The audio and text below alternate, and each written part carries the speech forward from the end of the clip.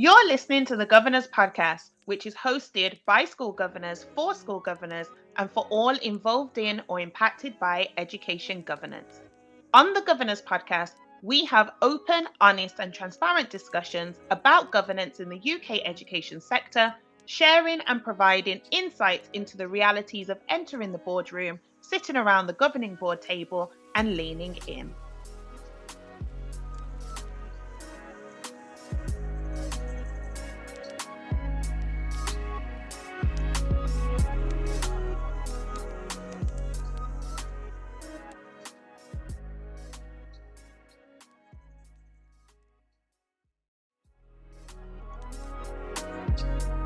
Hello, I'm Sharon Warmington and I support schools and academies as a governor, governance practitioner and a clerk.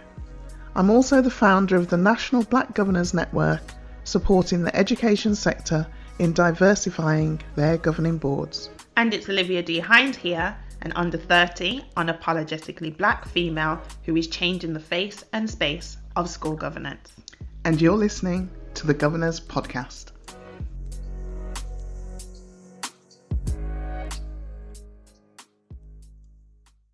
Okay, let's get into today's topic. So we have three things that we want to wrap up this season with, because the academic year 22-23 is coming to an end. We're in July, midway through July, and so that means our season is also coming to an end. So what do we have? We have a letter from a listener. We have some big news in terms of things that were happening that we didn't even realize were happening. And then we also have something to share with governors and trustees that has come via the Department for Education, which we think would be useful to our listeners before the summer hits. Let's start with the news. The news that we woke up to. Yes. That we didn't even realize had happened. It's almost like winning an award without knowing you were even nominated for it. That is the best way to say it. That is the best way to say it. So just to give some context for anyone who may not be aware. So clearly there's always some statistical analysis going on the interweb, right? I woke up to a email or a message that said that the Governors Podcast has been ranked number 4 out of 70 podcasts across 70 podcasts. Yeah, just to be clear, not 17. This is 70, the big 70 for the UK's best education podcasts. Now that was a bit of a shocker to me at first because one, I didn't even know that there was a ranking. There was a ranking. So it's not even like something we were working towards. And therefore, when we then got that news, we were then able to say, oh, okay, we achieved something that we actually had on our, vision board or goal list. But to then look at the other podcasts that were there and to think, wow, we don't have as many Facebook followers. We don't have as many Twitter followers. We don't have as many social media followers. So we're thinking, how did this ranking come about to be in the top 5 of 70 out of thousands? And a lot of the other podcasts are research organizations, universities. Yes. And then there's little old us. Yes. Who's quite young when we think of it in terms of like the age of the podcast, because some of these podcasts are like from the early 2000s, 2006 or 2016. I can't believe I'm saying 2016 is early 2000s, but it is it's almost pre-pandemic and post-pandemic, isn't it? Exactly. That's how we tend to measure things these days. Exactly. And so because it was February 2021 that our podcast started, so we've hit just over 2 years now. To see us in the top 5 based on freshness, that's one of the metrics that was used. But in terms of engagement, I guess there's some chatter going on about the episodes that we put out and how different it is. And so I've now been in some conversations about podcasts and pulling on my expertise as a podcaster. And I'm thinking, where did this come from? For me, when I brought the idea to you to do the Governors podcast, I thought, okay, what's a way that we can just make governance more visible, make it more exciting, and bring it to the people where they are. So that's literally how we started. We were all based on serving. That was it. Yeah. And we're still which is what volunteering as a governor or a trustee is. It is service. It is, exactly. And so we want to use this opportunity to thank our listeners again. I don't think we can thank you enough, but thank our listeners again for the engagement, for all the conversations you're having online, offline, to tell people about the podcast, and actually feeling like it's a valuable resource to your journey, whether you're new or whether you're experienced. Which kind of leads us into the second thing that we want to talk about. Yeah, I was just going to say that. And, you know, the listeners are important, because as much as we enjoy just talking, which, you know, that's basically what we do. Let's be fair. Let's be honest here. We just give us a platform and we will talk. Right? That's not a hardship. It's just remembering to hit record so that we've got a podcast to come out of it. Yeah. But the listeners, you, the audience, it's very important to us that we make sure that what we're putting out is of value. And that said, we've got a letter from one of our listeners.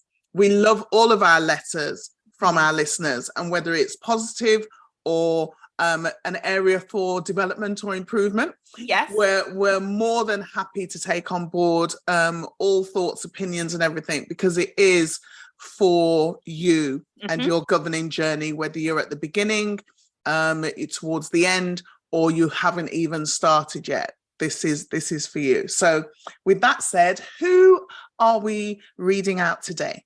Right. So I will say their name because we've had conversations about getting them on the podcast as a guest speaker, hopefully in season 4. So launching from September 2023. And so our listener letter today is from Callum Perry, saying, "Hi, Olivia and Sharon. I hope you are both well. I have been listening to your podcast ever since I started in school governance 2 years ago at the age of 22, which that opening struck me, because to start 22, but then I was 23. So I don't know, when I read someone else's story, it wows me even more. So it almost gives me the feeling of how people probably receive me when I share my story, because I read that and I was like, wow, he was 22. And then I was like, oh, but then when I reflect, I was like, I was 23. So that really connected. Yeah, but you're old now. Yeah, I am. You're a veteran now. I know. I do feel that way sometimes, and I'm not even 30 yet. So continuing with Callum's letter, I am a governor in 2 local secondary schools in Norfolk and have quickly taken on more responsibility and enthusiasm for governance.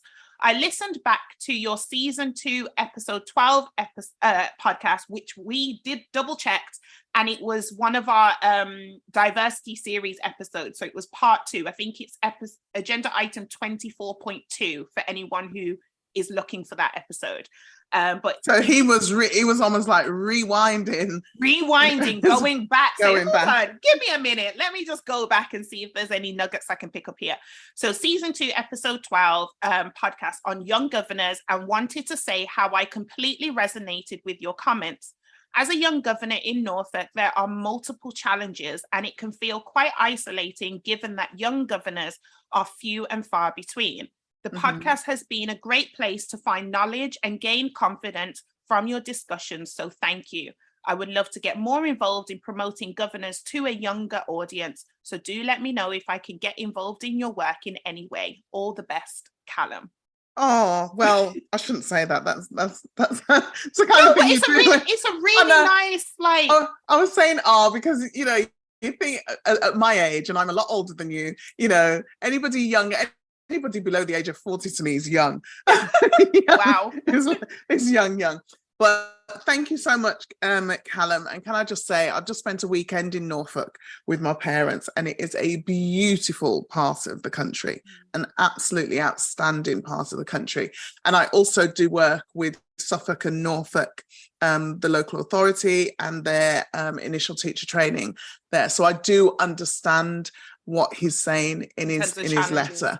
Yeah, in terms of challenges. And thank you for not just having one, but two governorships. That is amazing. And the commitment to that, I appreciate is not easy. And as Olivia said in the start of your letter, we are hoping to get you onto the podcast so that we can hear your voice directly and your experiences directly, and how you what messages you would like to give out to your peer group who are not, or who have not even thought about becoming governors, and what they can bring to the table. Because I say to governing boards all the time, whether it's during a board effectiveness process, or a board observation, or an external review of governance, or just a general chit chat, what young people, and define that how you wish, what young people may not have in terms of work experience, they more than make up for in terms of their knowledge of the education system in the 21st century, because a lot of them are still in it, or the digital space, which again, we are in it. So we've got a lot of conversations in the sector now about artificial intelligence and how it's being used and all that. Having those voices around the table can help you to further understand what young people coming through the school system are experiencing. Couldn't have said it better myself. Yeah. Like, you talk about how much older you are compared to what would be categorized as a young governor. And yet I do feel that you're an advocate for young governors in a very strong way. I think it's that allyship that you have when you talk about allyship in terms of gender or in terms of race. I think it's there in terms of age as well, because I remember when I started, which some listeners may be familiar with from when I've shared my story before, in terms of the perceived barrier that I had is that I wouldn't be accepted because of my age. Like, I would be seen as too young or too inexperienced. But you need someone on the other end, someone who's already in the space to receive you. So it's like, okay, regardless of your age, I don't even see your age, I see your value.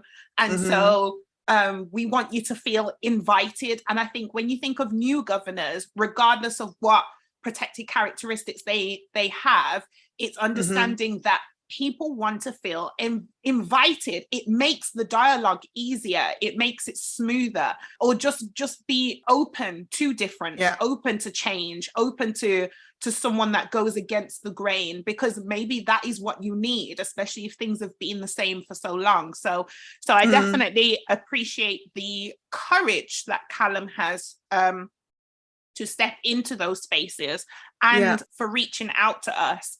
So it will definitely be a great conversation to have on the podcast about that. And just for me, I know for me personally, to have a different perspective, someone who started around the same age as I have and is on that journey and enjoying it, it'll be nice to listen to someone else's perspective, someone else's journey, which is completely different to mine, because I've been in the city, whereas Norfolk I know is more rural. So I think it's a bit about knowing that there's different experiences out there, but you can learn from each other. Absolutely. So just picking up on that before we move on to our third topic, I was in a school recently as a part of my stakeholder engagement. I did a sort of tour of the school, and it was on the day when the garden show was in Birmingham. So I was thinking, how am I going to dress? Because I'm going from the school to the garden show, and I don't want to go to the garden show in heels and a skirt and a top and all this kind of stuff. And I thought, you know what? I'm just going to put on what I'm comfortable in. And it was a hot day as well. So I had a t-shirt, some 3/4 trousers and some trainers. And when I was going around the school and they were introducing me as one of the trustees, the faces of the students shifted, because it's almost like their brain was trying to work out how is this person a trustee, but they look so, dare I say, cool. Oh, wow. Oh, come on, I like cool. Okay, take cool. You can be cool.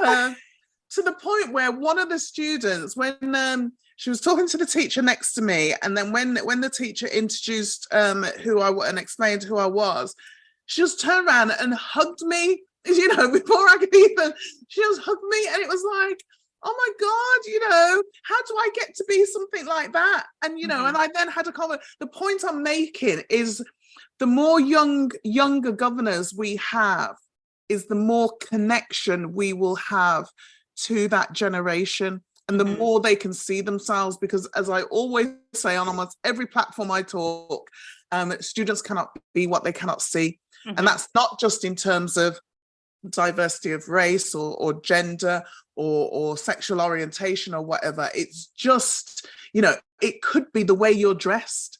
It could be the connection between, football clubs, although I'm not a football fan, trainers, or you just never know what's going on in the mind of a young person and how they can connect to you. Connection, and that's what it's about. It's about that connection to you. Now, I'm not saying that we've all got to wear trainers and t-shirts to our future meetings. No, but what I am saying is, keeping it more real and being more representative of society. Absolutely understand, because that in itself, there were no barriers. That's it. It's the barriers, because I've noticed that post-COVID, when I see professional speakers, or when I see public speakers attend events through, what they share on their show reels, or, pictures and stuff, you see them wear a full-blown suit, but then they've got comfortable shoes on.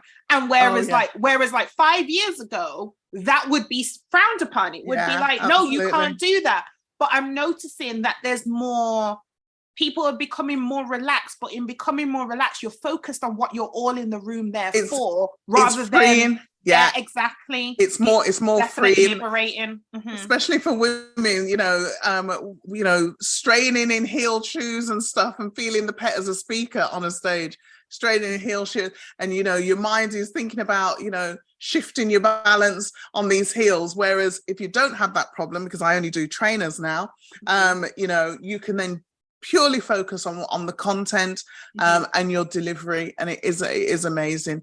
So, okay, before we go completely off track, let's just rein it in. Let's take some time to hear from our sponsors, the lovely Governor Hub, and then we'll be back on the other side.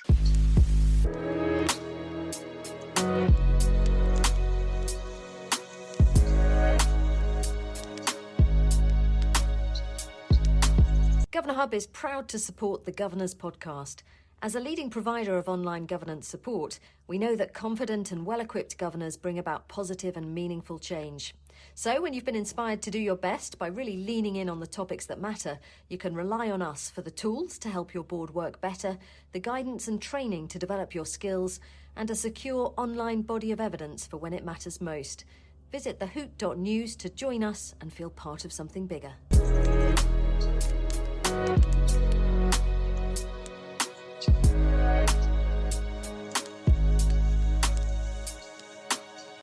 Okay, welcome back. Liv, over to you for the letter. Yes, so this month I saw that there was a letter released by the Department for Education to governors and trustees specifically at secondary schools. So just in case no one has come across it or read it, what I'm going to do is read it out, because I found it very useful as someone who is a school governor at a secondary school in a medium-sized MAT. I did find it extremely useful and informative. So I thought it would be best to share with governors just in case someone hasn't seen it. So, dear governor or trustee, firstly, I would like to introduce myself. I am Dr. Joe Saxton. Is that how you pronounce it? Saxton, Chief Regulator at Ofqual. the regulator of qualifications, exams, and assessments in England. Having been a school leader and governor, I appreciate how many responsibilities you have, including understanding qualification results and what lies behind them. I'm writing to explain 2023 grading arrangements and the national context for results. When students began their GCSEs and A-level courses in 2021, Ofqual set out a 2-year plan to return to pre-pandemic grading after the exceptional arrangements during COVID. See below for information, although that's going to be hard, but what we will do is put the link in the description of the episode. Yeah, definitely. See below for more information about this year's arrangements. In September 2022, we confirmed that this year there will be a return to pre-pandemic grading with protection built into the GCSE and A-level grading process.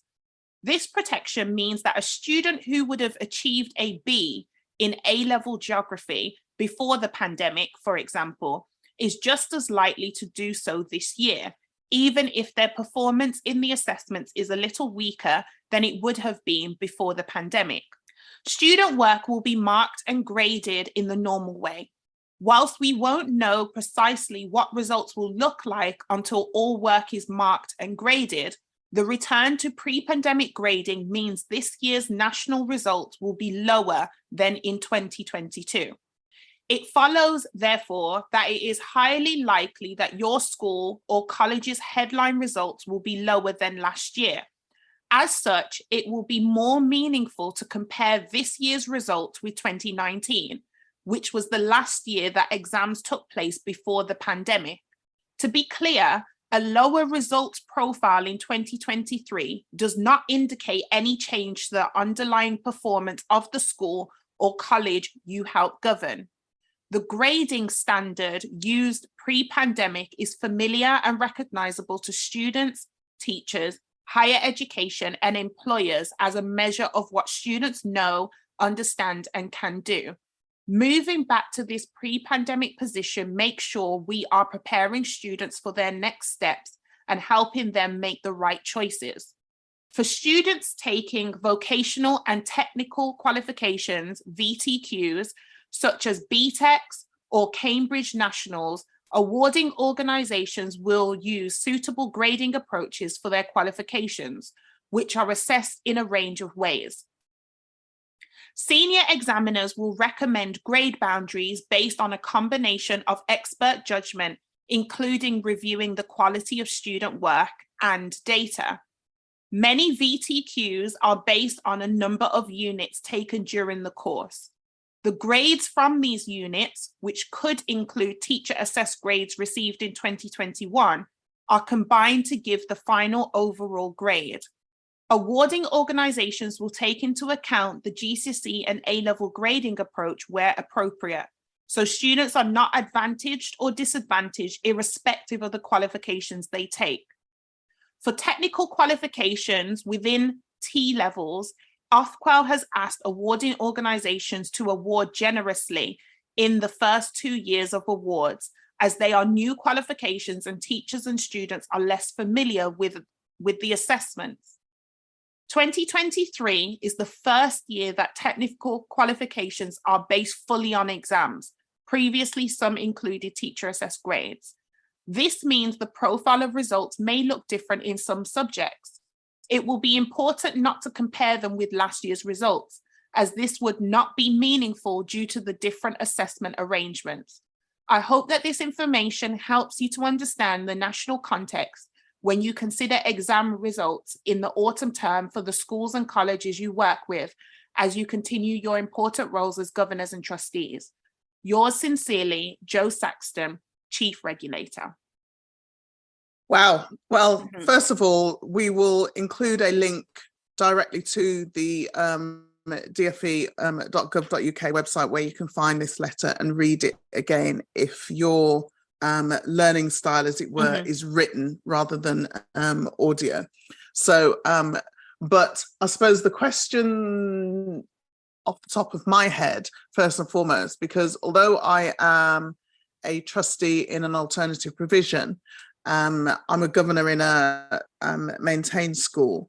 And so I really want to understand what this means for governors. You know, we've got this letter directly to us, so it's not coming from the regulator through the senior leadership. It's addressed to us as governors and trustees.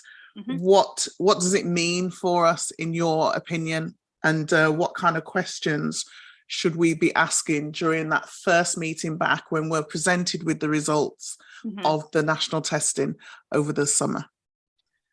The first thing I will say is just add a bit of context in terms of only being able to speak from my experience. And the reason why I personally found this letter useful is because I try to look at it through the lens of a governor who doesn't regularly have this kind of information about performance data, because it's regularly talked about at my school. So there was nothing in this letter that was shocking to me, or necessarily gave me personally more than what I already knew or was prepared for, because I'm the chair of the Teaching and Learning Committee at my secondary school.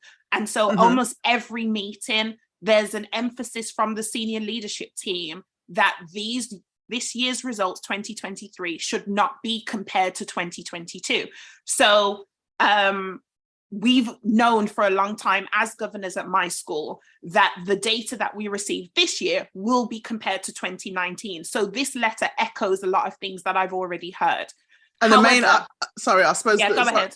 I think the main reason, or for clarity, in terms of my understanding, the reason why they shouldn't be compared to 2022 is because 2022 was the first external exams since the pandemic. Yes. And those students sitting those exams had previously been out of school in essence for 2 years. Right, got you. Yeah, so there's that. And then obviously then you've got the, I think they were first CAGs and then they were tags. So 2019 was the last, I almost want to use the word cautiously, but the last stable year of it examining, where it was the same nationally. It wasn't a case of based on what this school decided to do and the rigorous process this school decided to do, or whatever. So it's almost a bit more clean cut across the country.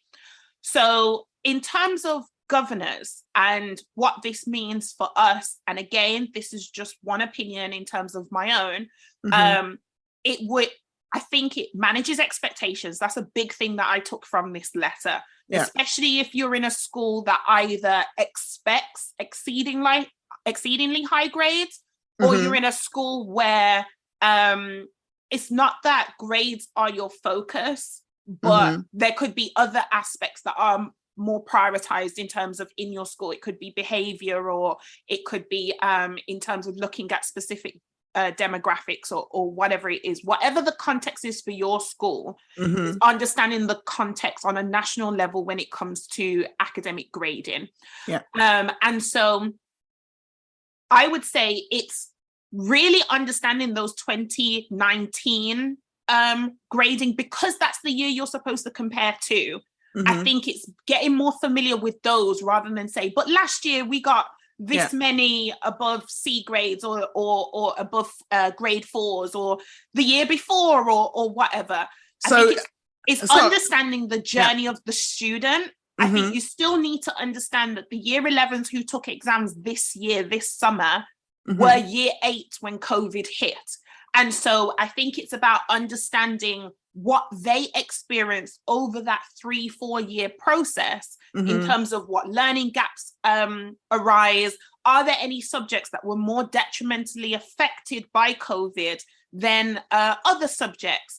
And then it's also knowing and thinking of secondary schools, if you have a sixth form offer, what this then means for those GCSE students who will then be doing A-levels, and how that picture shifts as well. So because the letter talks about GCSE and A-level, so that's 2 year groups, year 11 and year 13, that you're really thinking about, and how this impacts maybe the destinations or the career pathways that students are taking. It could be a very different picture to 2019, because 2019, no one knew the word COVID. And so all of a sudden, you've now got comparing grades with a completely different characteristic or grouping of students that have been affected in different ways. So I think it's in one way, it's taking things with a pinch of salt, but then also understanding the context for your school, and not thinking that it's a sign of poor teaching, or not putting the onus on students, thinking that they haven't excelled, they haven't done well. You have to look at the journey of the student, the child, because I can tell you as a tutor, I've been a tutor for over 10 years, like 12, pushing 12 years, because I was 18 when I started. And I know the year 11s I had this year, completely different to the year 11s that I had 5 years ago, in terms of just the anxiety levels that they had going into exams, not knowing what's going to happen, knowing that there are huge chunks of their syllabus that they hadn't learned. So they knew that there would be questions that they couldn't access. They couldn't even attempt or try, because there was just so much to catch up on in those 2-3 years, so much to squeeze in, especially having extra lessons during Easter and any half term. And even with all of that, there was still so much that they didn't know. But yet they had to keep it, teachers had to keep it on the syllabus, because that's something that they needed to work towards covering. But it just meant maybe they touched on it, but the learning wasn't embedded. So it's really about being sensitive towards your senior leadership team. Being very careful with your questioning. This is where I think as a governor, you really have to strike that balance between challenge and support. That is so key, because I know some people hear the word challenge and think that you need to basically have the senior, like it's a negative, with their backs against the wall and you're firing questions at them and stuff.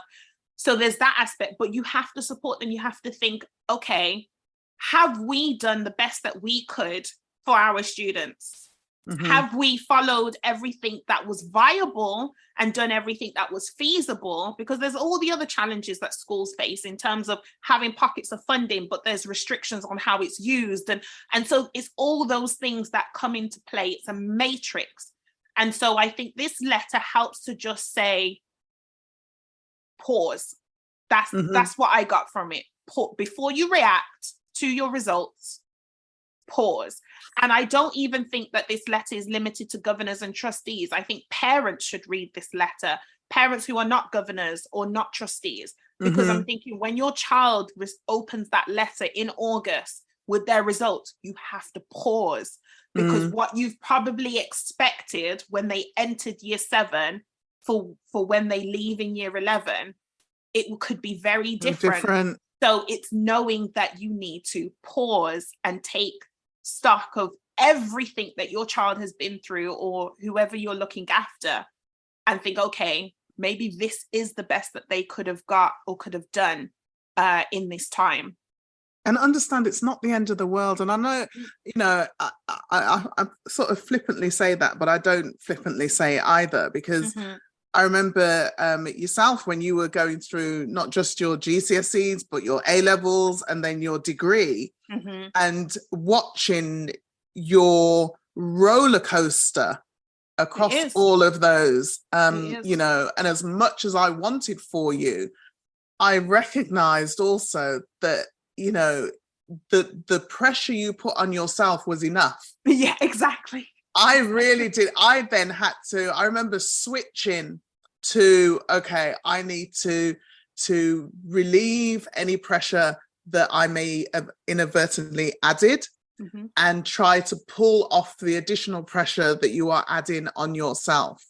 So, and I think as governors, we can find a way of helping and assisting staff in recognizing that may be part of the role they need to play. And I know that teachers do that anyway, because we know on results day that there's staff there to whatever the results, to help each individual child navigate their new future.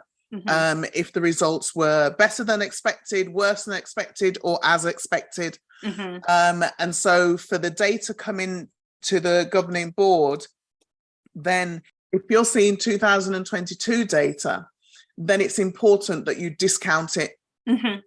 You absolutely discount it. Don't add it into the questioning or anything, or even just push back and say, can you remove that and just submit it with the 2019-2023.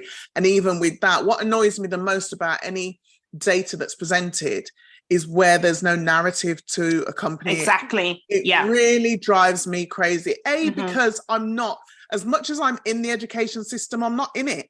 I'm not in it operationally. So I don't, I need the narrative to understand what it's telling me. So if you've got a cohort of students, you know, that what you said earlier about the students sitting exams at GCSE are the ones who were in year 8 when the pandemic hit. That is important information to use as part of the context. They were choosing their GCSE options in a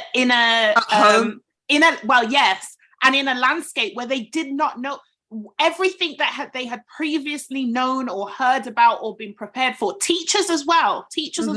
Anything that was the norm, was the routine, was completely obliterated for the next 2 years. Unknown. It's not even like everything changed and you knew what the new plan was. COVID was a completely unpredictable, like no one had inside knowledge in terms of how things were going to move. It was a constantly moving and changing experience. You could tell even the fact that we didn't have 2 years of CAGs. We didn't even have 2 years of tags. We had CAGs and then tags.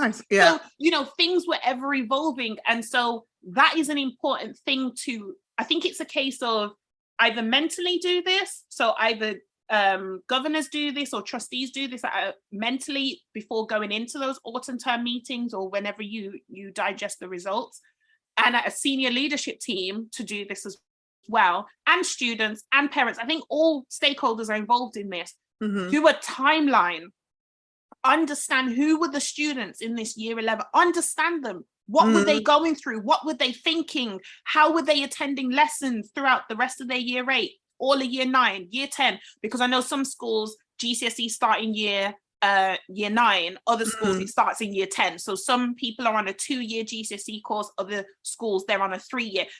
That is something to know at a secondary school. And in terms of, okay, do students change subjects much? Or do students, what was the norm for the students who did their GCSE options? Was that the same as the cohort that we're comparing to in 2019? Do you find more students taking a risk on what options they take, or do they try and keep it safe? Like it's something to really, really look at. As you say, narrative context is so important. Without the narrative we can't, and that's why if as governors, when you get your papers, and remember you're reading your papers in advance of the meeting, so don't wait until the day before. If you get your papers with the data and there's no narrative, push back, contact through the clerk, push back and request that narrative so that you can properly understand the data that you're looking at. And it doesn't have to be reams of paper, but a couple of bullet points or 3, you know, that just gives you the context. That's it. It answers the questions. What are we looking at? And how do we use this to move forward? Because this is going to be something that should be at the forefront of, obviously, I know that school isn't only about academia, it's about the full development of the child, of children. But with the way that the education system is currently, it does work on a grading system in terms of students are working towards their SATs in year 6, they are working towards their GCSEs in year 11, they are working towards their A-levels and BTECs in post-16 education. And so it's knowing that this is going to be ongoing for at least the next 3-4 years, because we haven't yet had the students who were year 6s when COVID hit year 11. And that's a completely different context within itself. Yeah, because they didn't transition. Exactly. Imagine you spent most of your year 6 at home, or key parts of your year 6 at home. And so your SATs routine, structure, journey was completely shifted or completely blown up in a way. And so then you then didn't kind of enter year 7 the way other people enter year 7. You're in bubbles and you're not able to engage and make those social connections and really get a sense of what different teachers and different kind, all of that plays on child development in terms of being able to move through a secondary school, being in big school now and being able to engage with people through assemblies, or you're queuing up, or whatever I completely forgot. Being in the canteen, I'm telling you, being in the canteen, turning up to school early or late, or however it is, just the feel of secondary school on your first day. There is a previous year 6 cohort that did not have that in year 7, and they have not hit year 11 yet. That year 11 will be a different context that you also need to think about. But what we're seeing, and this is where 2022 does count in terms of the context of 2022 being the first external exam post-COVID.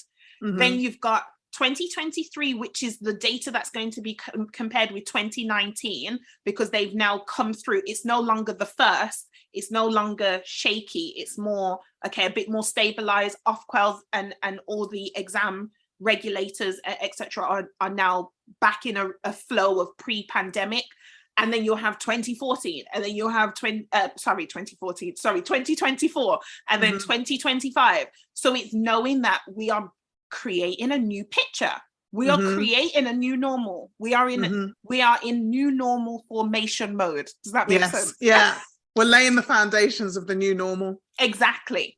And I come back to your point. Narrative is everything, because narrative then helps governors when you then get that Ofsted call. Yeah. Because whilst Ofsted will not solely focus on the grades, because they also understand the national picture as well. It's knowing that governors are actually you understand the school that you're in. And that's at the heart of it.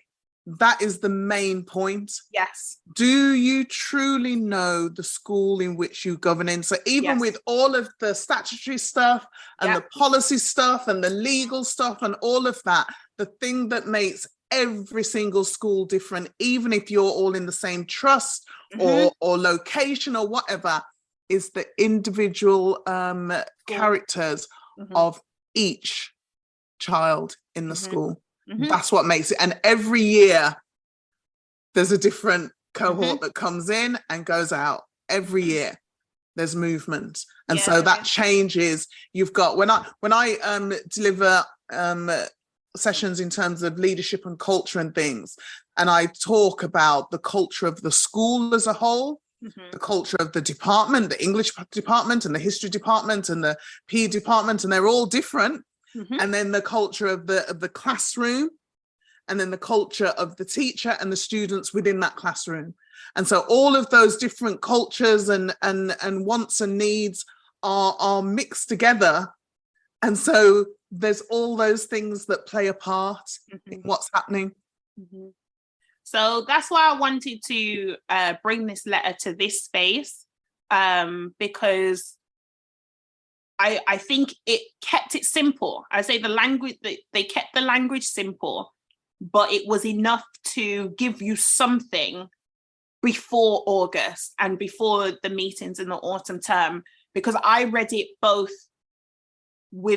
as someone who has been aware of this because of the way that my school communicates and the way that our meetings are structured, but then also with the hat of, if I had never heard about this before, this is definitely a time to be aware of this, so that you're not comparing with a year that it's a completely different landscape for that year. It's not a fair comparison. So there's that. So we will definitely make sure that letter is accessible for all of our listeners. There was something else I was going to say, but I think I've completely knocked it out of my own head. But yeah, so I don't know if you want to go into takeaways following this episode. I think takeaways, not just in relation to the episode, but the academic year. The academic year. It's been a long year for many. I think, in the governance space, there have been a lot of demands. I know that nationally, exclusions and suspensions have significantly increased.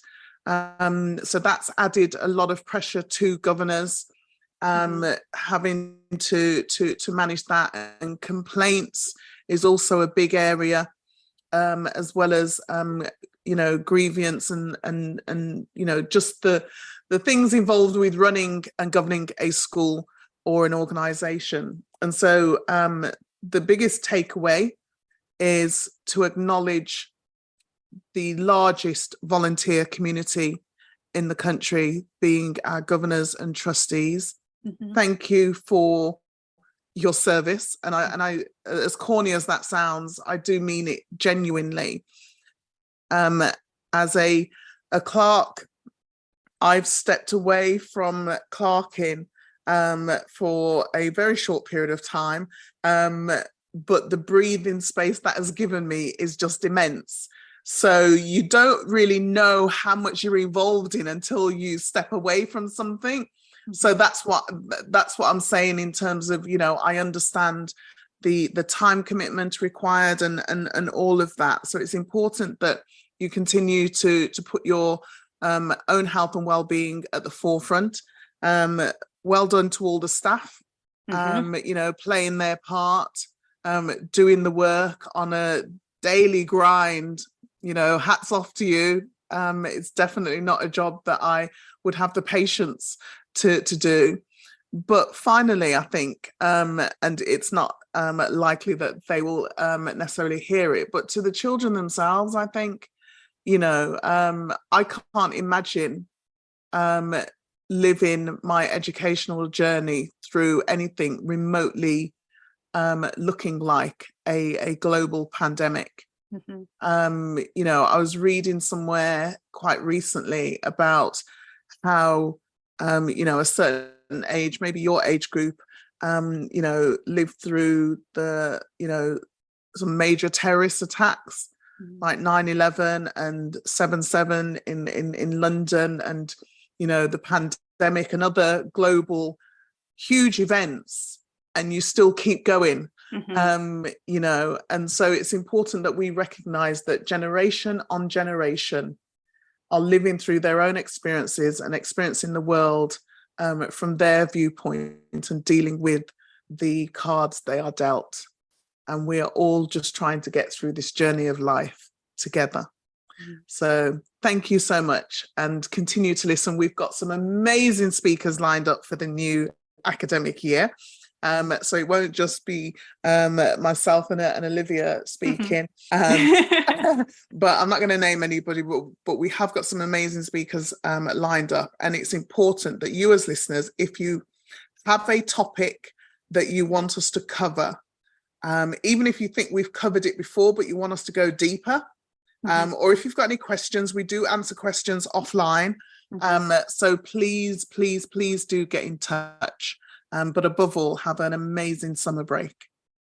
I don't know if I've left anything for you to say, but yeah, because now I'm thinking I should have done my takeaways before you.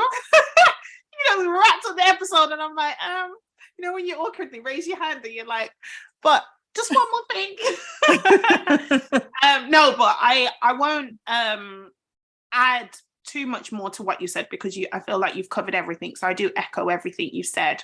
But I feel like I heard something some years ago about what it means to be a leader, or one of the things it means to be a leader, and it's to know what's coming around the corner before you make the turn, before the whole organization or the group makes that turning.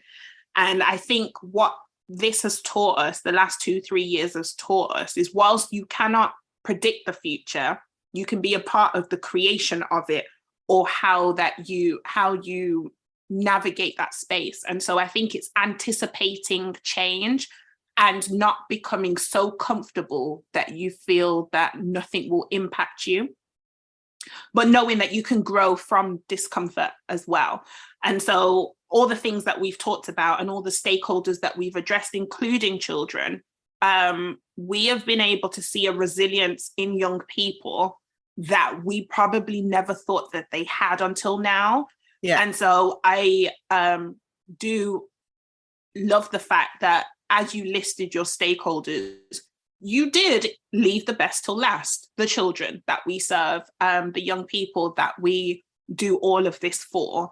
And so I think it's keeping that at the forefront of our minds, because if it's not a pandemic, it's going to be AI and it's going to be digital transformation. And it's a case of, I remember having conversations with people about, okay, our exam's going to be digital at some point and how that's going to impact things. So you walk into an exam hall and they're not handing out papers as invigilators, they're handing out tablets, and then you submit your exam script straight away, or you just these my mind goes to those places, but maybe I'm just weird, but I think it's just keeping that in mind. So whilst it's about resetting the foundation, stabilizing yourself again after what has been a very turbulent 2-3 years, but also staying ready. So I guess it's a great time for schools and trusts to do SWOT analysis, and just kind of, that's what they do in businesses, but it's something you could do in schools if you're not doing that already.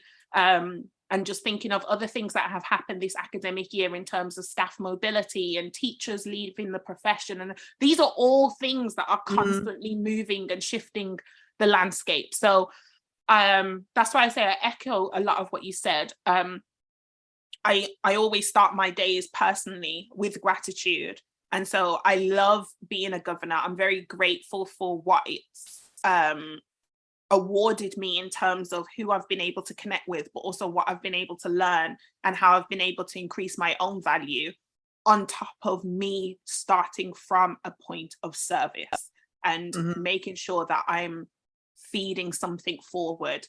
And so I think that's why I'm so excited for what's to happen next season, because there's nothing like being able to learn from other people who have had different journeys in and outside of the space. And the fact that ranking came at a time when we released less episodes this season than we did the previous seasons. And so I think that's something, it's like, even when you do something and you keep moving, that element is still having an impact somewhere else. Yeah. And so it's knowing that we are all legacy building. You don't need to be famous to form a legacy. We are all legacy building. So take the time to reflect, to pause, as I was saying earlier, but knowing that you're planting seeds and you're moving along, and what you may be heading for, someone else is picking up what you've already left. And so it's knowing that. So just for people to have in mind as individuals, regardless of what hat you wear. But yeah, so I think that is my reflection rather than a takeaway. That's what I'm pouring in rather than what I'm taking out for myself. But yeah, have a safe summer. Obviously, at the time that you listen to this, it may be in the middle of the winter.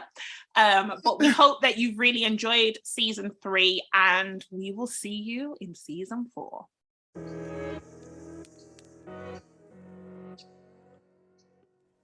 Thanks for listening to today's episode. Please rate, review, and subscribe via your preferred streaming platform. The Governors Podcast is a brand of the legal entity Education Governance Solutions Limited, and a free training resource for anyone. So if you know someone who is interested in becoming a governor or a trustee, please share this podcast with them. And if you'd like to get in touch with us directly with questions or comments, then drop us an email at thegovernorspodcast@gmail.com. You can also follow us on social media platforms at The Governors Podcast. Let's connect.